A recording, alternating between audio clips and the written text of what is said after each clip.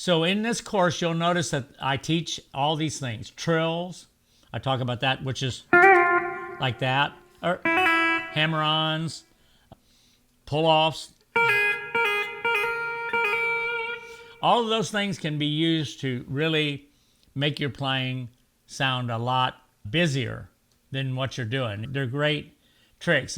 Van Halen was telling the story about he got into the tapping thing because he watched Jimmy Page do this thing where he literally was just doing on the guitar like this, and he was just going back and forth on one string, and it sounded like this. And then Eddie realized that you could add more notes to it.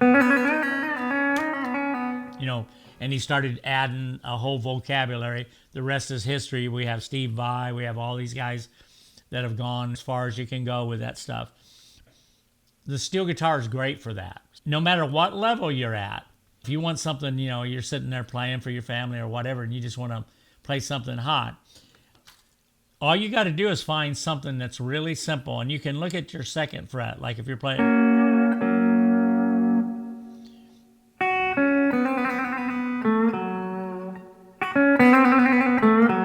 you can just do that, and that if they're going, that comes back. They did that back in the Hawaiian days. This is the kind of thing I do today.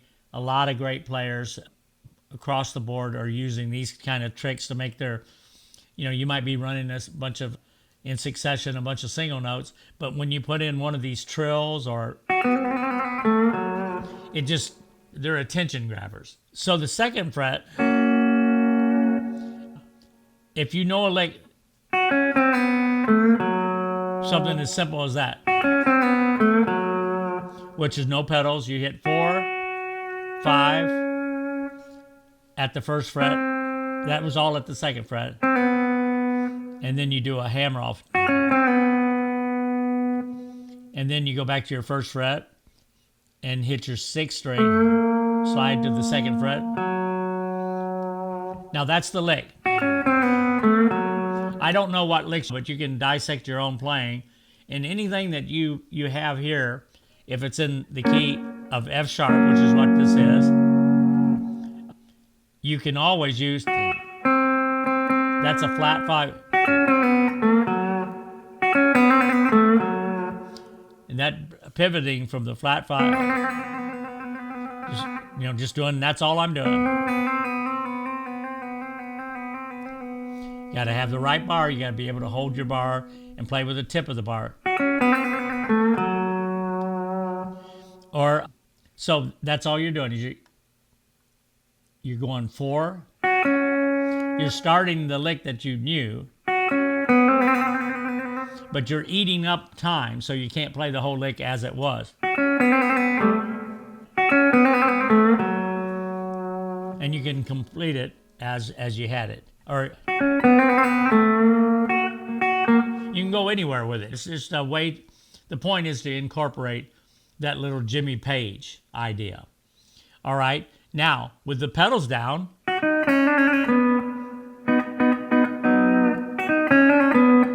so you can do it right there.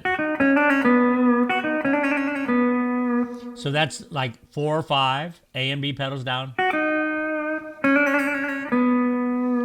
And then you press, you know, the pedals stay down, and then you hit your 6th string. So it's the reverse. So that's for what you just played. And now that's in the 4 chord. Another thing you can do is the 3rd string.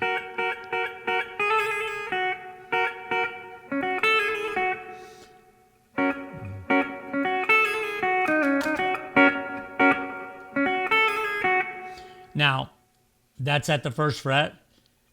I'm just hitting group 2 twice. And then I'm hitting 5, then 4. And then I'm just doing it twice. But you can do it as many times as you want to. As long as you come out of it in time with the band, you know, you can make that go through 2 or 3 bars if that's the energy of the band. That's up to you. But anyway, I'm just to teach it to you, I'm just going. I'm doing it 2 or 3 times there. and then after I lift off at the first fret, and then I'm going back to the second fret and hitting the fourth string. And you can do it on pedals down.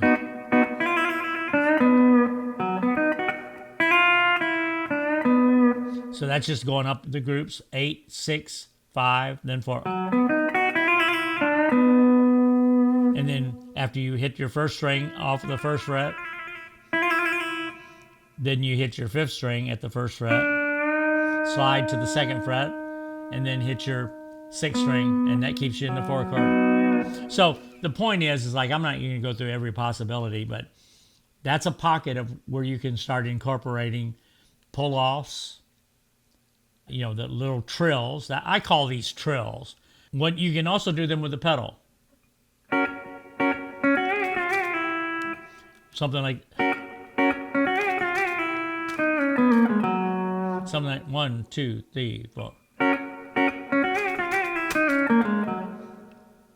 See how it makes you sound fast. It's actually easier to play when you're doing that. Once you get it down,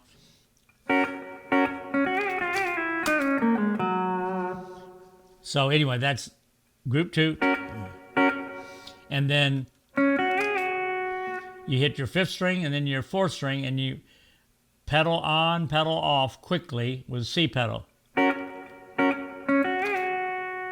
Real fast. So you don't even have to go all the way down if you don't want to. You can almost go like... Guitar players do that all the time. So all you're doing is the pedal trill there. On the fourth string, go to the first fret, and then lift off your bar to get the other note. And then you go to your second fret, hit your fifth string, and then release the pedal. And then you hit your 6, then 7, then 8 string. And just experiment with the various pedals. Anytime you're moving chromatically.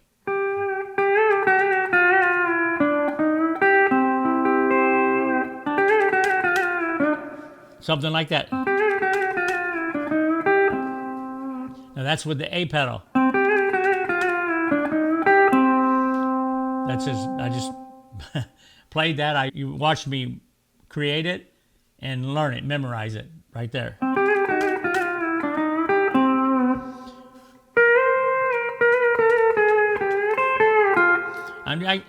What I do is I will take something like that and explore it. I didn't like the second one that I did as much, but I could play that.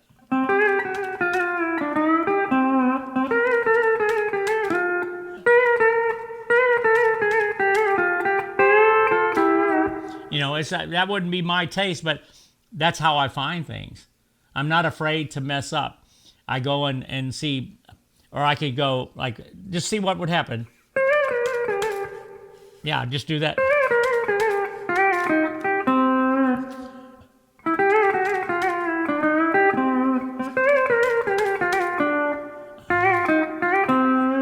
That will work better. So I'll teach you the last one. So it's the pedal trill on the A pedal at the 13th fret, then at the 11th fret, that's all the fifth string, and then at the 8th fret, and then at the 6th fret, then I hit with B pedal down, I hit the 6th string, and then I squeeze the A pedal down after I hit the 5th string. So both of them sound like this.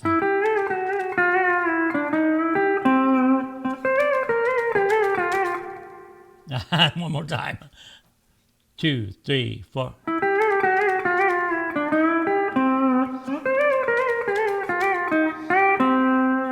Now this is a case in point. This is what I preach on the Facebook group. You don't really know something until you played it a bunch of times. You just witnessed me create something.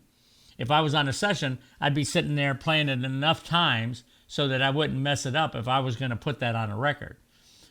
I'm just kind of showing you this is the learning process. This is a painful process that most players will not let you see, and what we hear is the finished product. We hear an instrumental they wrote and it's flawless and we go, God, how does that guy do it? But It's really the focus on an idea, and then remembering what you played. And you saw me have to change the ends of things to try to make it time out right. This course is really about teaching you the processes. I want you to incorporate all of this into your playing, and so that you guys are going to stand on my shoulders, and then hopefully the generation after you stand on their shoulders too. Because if you're just constantly learning and you're focused, there's no end to what you can do.